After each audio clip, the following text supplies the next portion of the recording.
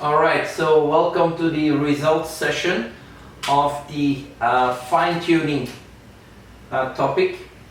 So I just repeated the results, or the best of the results we had in the different stages. Using a COVNET dropout with data augmentation, we reached 85% with 100 epochs, no overfitting.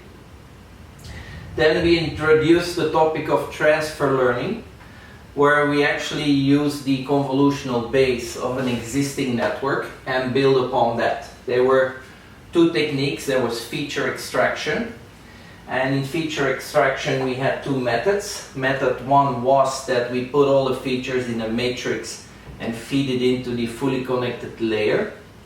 Or we had method two, where the convolutional base as well as the flatten operation are considered as the layers.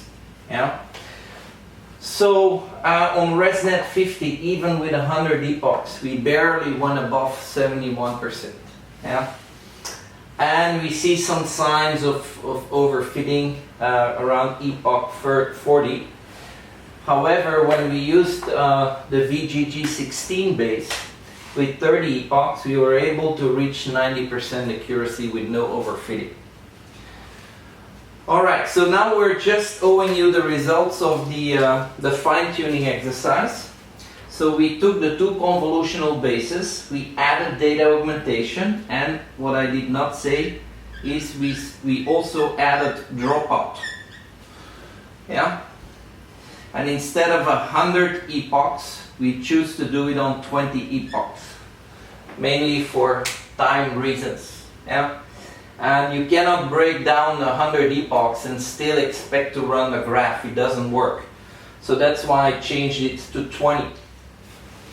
So the results for ResNet were 94.8%, and for VGG16 was 93.8%. So even in the case of VGG, we see an improvement, quite significant.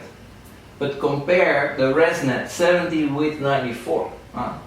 This is amazing, what an improvement we see using fine-tuning. In terms of overfitting, well, we've only seen 20 epochs. I would have liked to seen a bit more, but definitely though, so the lowest accuracy loss is at epoch 40. Yeah.